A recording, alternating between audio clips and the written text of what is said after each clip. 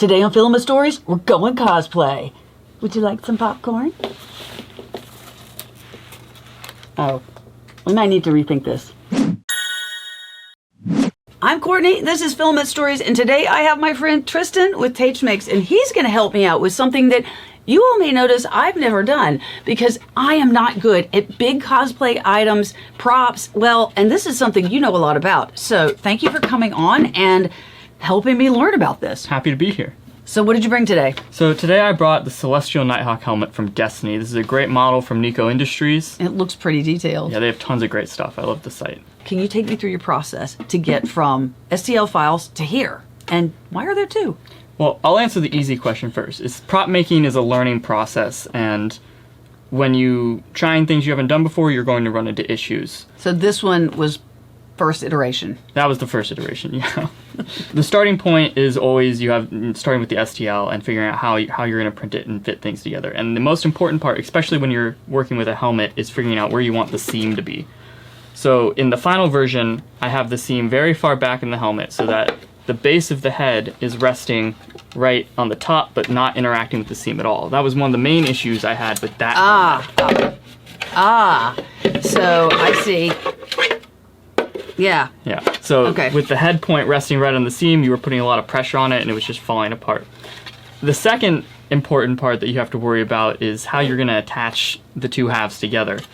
I went with magnets in my design, and the first time I tried to do this, the magnets I ended up picking, they were just way too weak. It falls apart, it doesn't hold, and that's exactly why we had to tape you into the helmet in the intro. I was taped in the intro. That makes a lot of sense. Now, I'm assuming that you had to size it to fit your head. Yes. Right? Okay, so, and that's pretty easy. If you have put a 3D printed model, an STL on a build plate, you can stretch it and make it bigger or smaller. So figuring out what size fits your head, and then you sliced this and cut it up differently. Were you able to do that in the slicer, or did you need a different tool? I did it in the slicer. There are actually a lot of things I was able to do in the slicer. The slicer I was using was Bamboo Studio. And the two main things I did was pick my slicing points, and then also on the final version I added in these magnet joints for bigger magnets to fit in around the edges, which added a lot more support for the connection points and allowed me to use the bigger magnets, unlike those, which just didn't work out. Well, I mean, you said this is a learning process. You were able to do it inside of the studio. You didn't have to go to Blender. You didn't have to bring up Fusion 360. You were able to do it in the slicer, which is encouraging because slicers these days are becoming more and more capable. When it printed, did you have to do supports? I did have to do supports, but the way I want to do supports is, again, when you're printing a helmet, the inside matters so much less than the outside.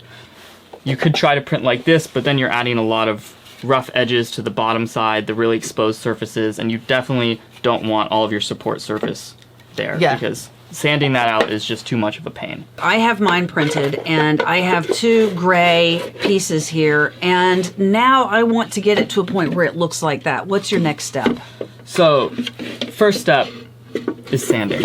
It's a lot of sanding. I've heard sanding. My process is just a low grit. I start usually with a 90 grit sandpaper and then work my way up to 220 grit all the way around the model, getting into all the nooks and crannies I can. And then around edges and corners, I use a deburring tool. Yes! A nice little blade to get rid of my edges, and as well as files to remove any support structures that are messed up. My other trick is using automotive spot putty.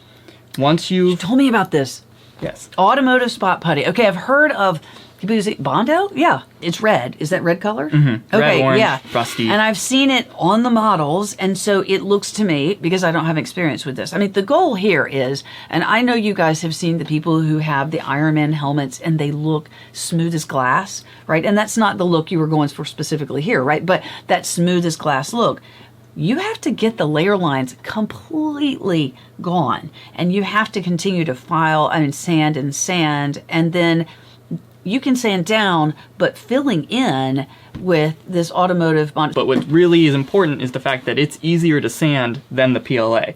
So when you go back on, and I went back on with a 320 grit after I spread the putty, you will sand away just the putty, and it will completely fill in the layer lines and make your surface completely smooth. So on this version, I puttied the entire front mask area, but only the front mask to kind of give a rougher feeling to the outside and the thing, but give this painted area in the front a really smooth, glossy feeling. So these are some of the tools that I've been using in the process. This is a very flexible sanding tool that you can change out your grit really easily, and it makes it really nice for just getting a consistent smoothing over all the curved surfaces, especially the back of this helmet that's super curved. And it's really convenient having all of these different grits just available to you.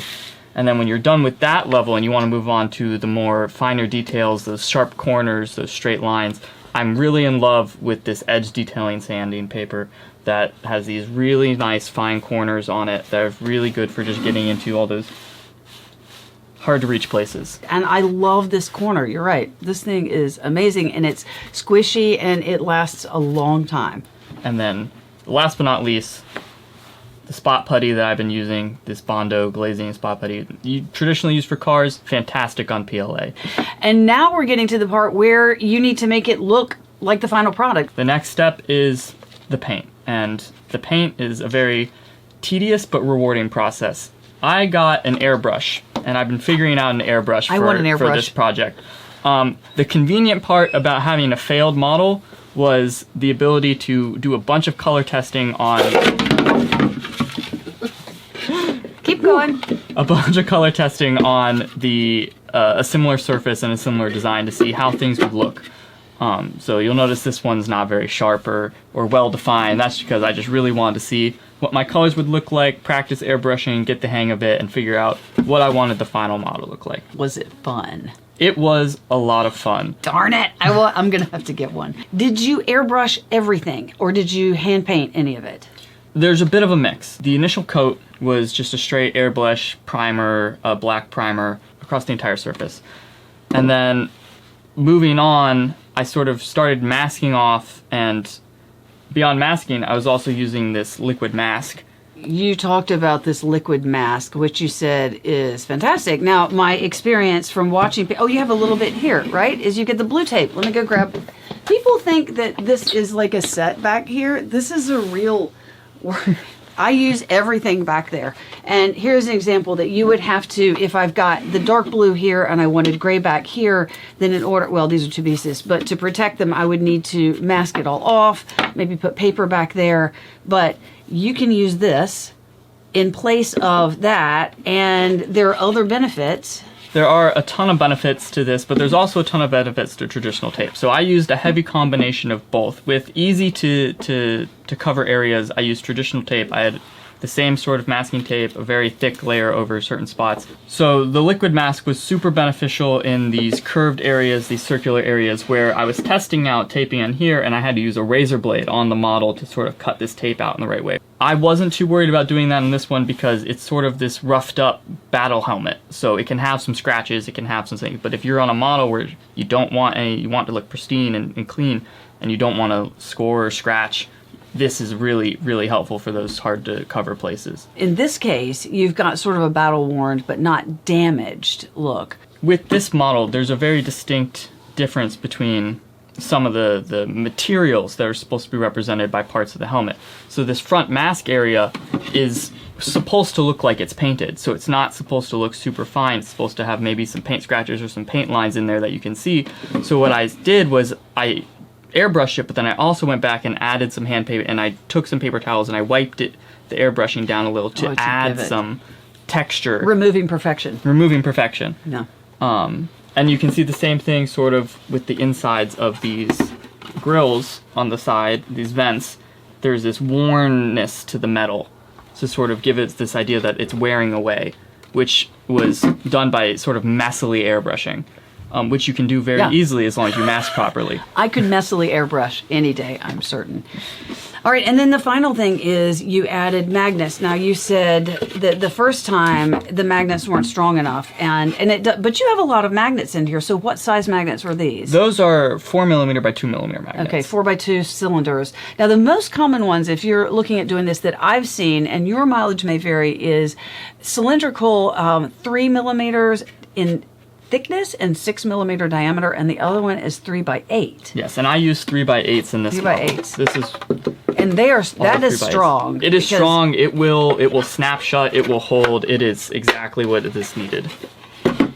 And so you could run around, you could shake your head. Oh yeah. You could do your battle cry, and it would be good. It's holding.